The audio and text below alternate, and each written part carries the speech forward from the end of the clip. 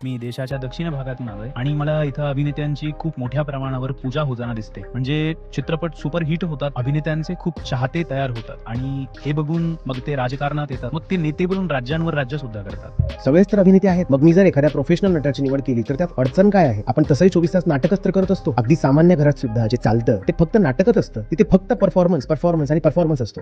चेहऱ्याच्या मागे, पडद्याच्या मागे जो खरा माणूस आहे त्याला बघण्याची कोणाची इच्छा असते का? जसं आपल्याला स्वतःचं ज्ञान नाहीये, आपल्याला आपण कोण आहोत हे माहीत नाहीये, आपण स्वतःला फक्त या चेहऱ्याने आणि शरीराने ओळखतो, अगदी वरवरचं. तसंच राजकारणात सुद्धा आपल्याला फक्त चेहरा, आवाज आणि प्रतिमेशी देणं घेणं असतं. जो प्रतिमा बनवण्यात पटाईत असेल तो यशस्वी होतो. हे एका अज्ञानी लोकशाहीचे लक्षण आहे. आपण खूप उथळ आहोत. आपल्यासाठी प्रत्येक गोष्ट फक्त वरवरची असते. आपण खोलवर जाण्याचं धाडस करत नाही. खोलीची आपल्याला भीती वाटते. आणि नट, राजकारणी यांना हे माहीत असतं की काही मॅनिप्युलेटर्स नाहीत, ते फक्त मार्केटर्स आहेत. जोपर्यंत तुम्ही इथून बदलत नाही तोपर्यंत तुम्ही बाहेर जे काही बदलण्याचा प्रयत्न करता ती फक्त स्वतःची फसवणूक आहे. तर मग आता सामान्य मतदाराची जबाबदारी काय आहे? जर तुम्हाला खरोखरच केंद्रातून गोष्टी बदलाव्यात असं वाटत असेल गुड इव्हनिंग आचार्यजी.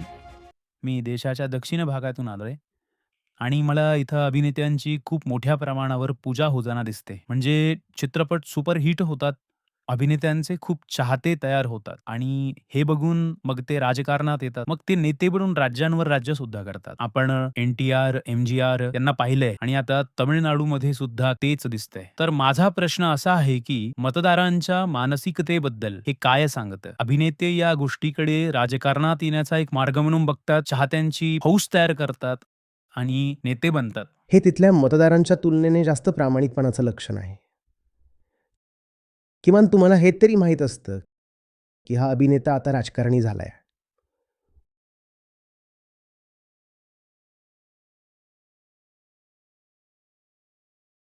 उत्तर भारतात तर राजकारणी अभिनेता असतो, पण तरीही तो राजकारणी म्हणून ओळखला जातो. बघा, लोकांना काय माहीत असतं? चेहऱ्याच्या मागे, पडद्याच्या मागे जो खरा माणूस आहे त्याला बघण्याची कुणाची इच्छा असते का?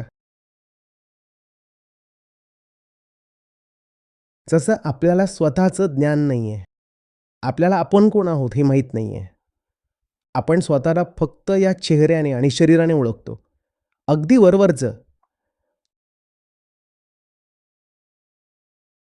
तसंच राजकारणात सुद्धा आपल्याला फक्त चेहरा, आवाज आणि प्रतिमेशी देणं घेणं असतं.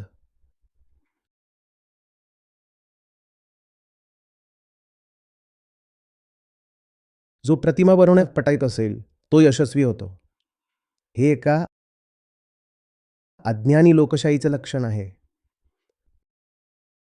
तुम्ही अशी लोकशाही आहात जिथं चेहरे, चित्र आणि प्रतिमा विकल्या आणि खरेदी केल्या जातात. स्क्रीनवर चांगलं कोण दिसतंय?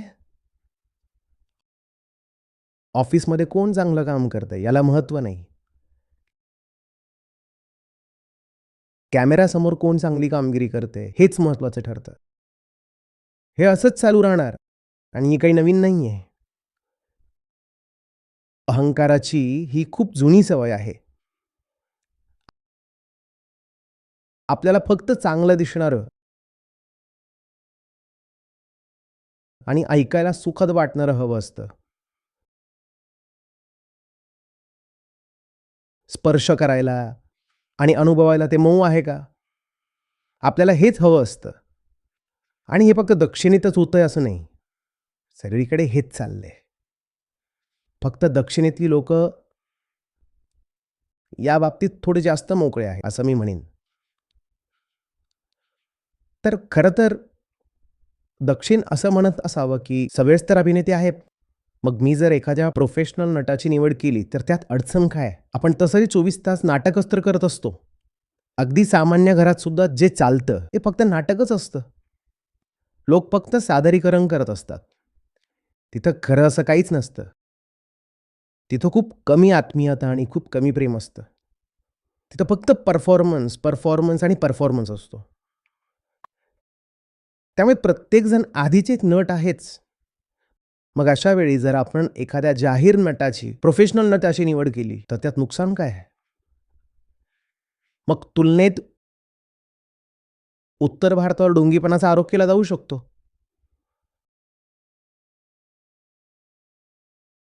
आपण म्हणतो की आपण गंभीर नेत्यांना निवडून देतोय. तुमचे हे गंभीर नेते फक्त गंभीर नटच आहेत, नाही का? आणि त्यांच्या बायोमध्ये तर ते उघडही करत नाहीत. तिथं तुम्हाला त्यांची फिल्मोग्राफी सापडणार नाही. पण प्रत्यक्षात ते 24 तास शूटिंगच करत असतात.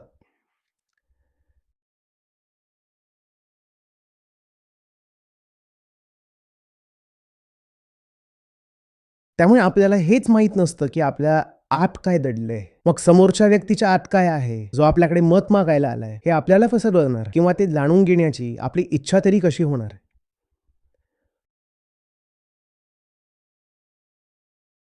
लोक एकमेकांना अजिबात न ओळखता लग्न करतात. आणि मी फक्त ठरवून केलेल्या लग्नांबद्दल बोलत नाहीये. अगदी प्रेम प्रकरणांमध्ये सुद्धा लोक एकमेकांना डेट करतात. 5-5 वर्ष सोबत असतात.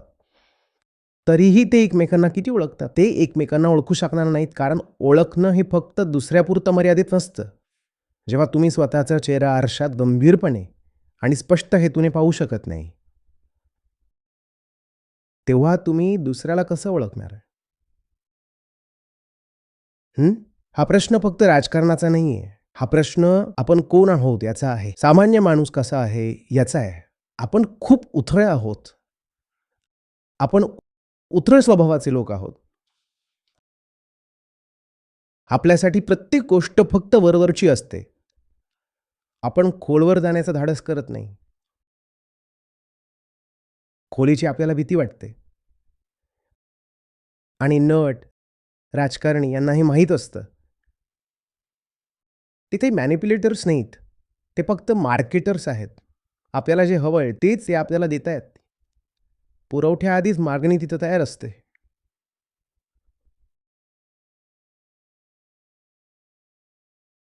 जेव्हा मी लहान होतो आणि मला मतदानाचा अधिकार मिळायचा होता, तेव्हा मी अशा एका नेत्याला पाहिलं जो खूप शिकलेला होता. त्याला अर्थशास्त्र समजायचं.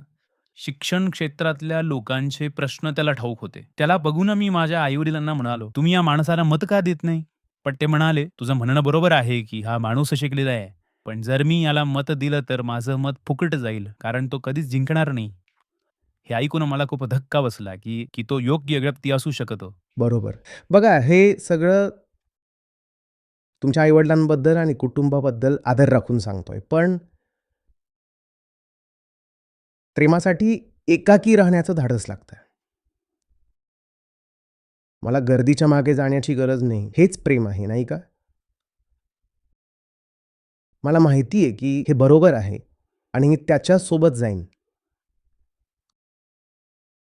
गर्दी काय म्हणते किंवा काय करते, याची मी जास्त पर्वा करणार नाही.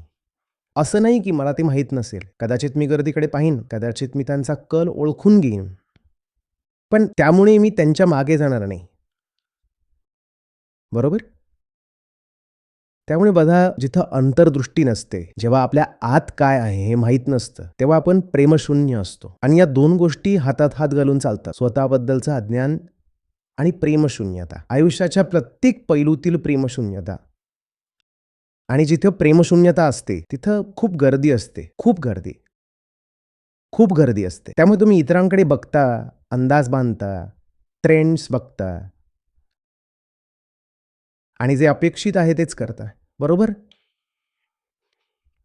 आणि जेव्हा अशा गोष्टी घडतात, तेव्हा साहजिकच कोणताही खरा बदल होऊ शकत नाही. कारण खऱ्या बदलासाठी वैयक्तिक धाडसाची गरज असते. खरा बदल ही गर्दीची गोष्ट नाहीये. जेव्हा तुम्हाला क्रांतीचं चित्र दाखवलं जातं, समजा फ्रेंच क्रांती, तेव्हा साधारणपणे तुम्हाला एक मोठी गर्दी दाखवली जाते. हं? आणि वेढा घातलेला आहे. कोणाला तरी फासावर चढवलंय, राजवाडा जाळलेला किंवा तसंच काहीतरी, बरोबर? हे एक दिशाभूल करणारं चित्र आहे. क्रांती ही गर्दीची असते असा विचार करायला आपल्याला भाग पाडलं जातं. नाही. क्रांती ही व्यक्तीची असते. क्रांती ही धगधगत्या हृदयाची असते. क्रांती ही प्रामाणिक हेतूची असते.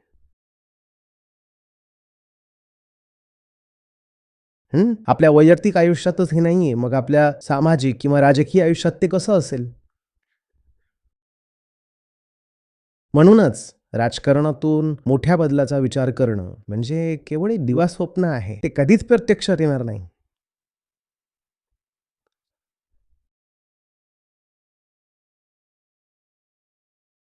तर मग आता सामान्य मतदाराची जबाबदारी काय आहे, आचार्यजी? म्हणजे आपण निवडणुकीच्या प्रक्रियेत सहभागी होण्याचा कोणताही फलदायी मार्ग आहे का?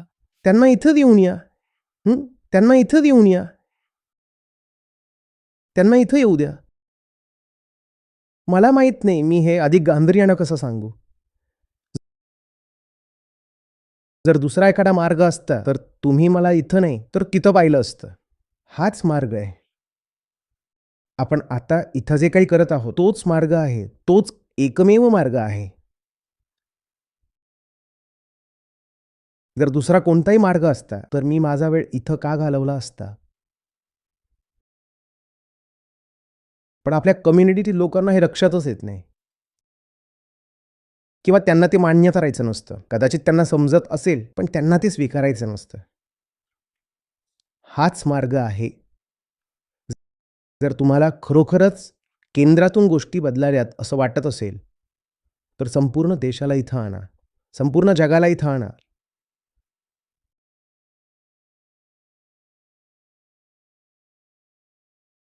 नाहीतर तुम्ही सरकार पाडत राहू शकता.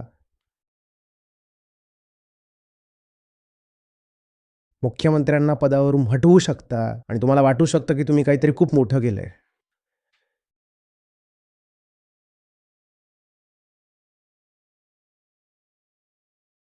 आत्मज्ञान आपल्याला योग्य प्राधान्यक्रम ठरवून देतं. हे ऐकायला खूप साधं, खूप सामान्य, खूप जुनाट आणि अगदी कंटाळवाणं सुद्धा वाटतं, नाही का? की आत्मज्ञानाने तुम्ही सर्व काही गोष्टी योग्य करू शकता. हेच क्रांतिकारक आहे. हीच खरी आग आहे. पण ही इतक्या वेळा पुनरावृत्ती करून सांगितलं गेलंय, की ते आता ओळखीचं आणि म्हणून कंटाळवाणं वाटू लागलंय. तुम्ही आता जे बोललात, जे एक छोटं वाक्य आहे, ते साक्षात प्रेम आहे. हं? ती एक धगधगती ज्वाला आहे.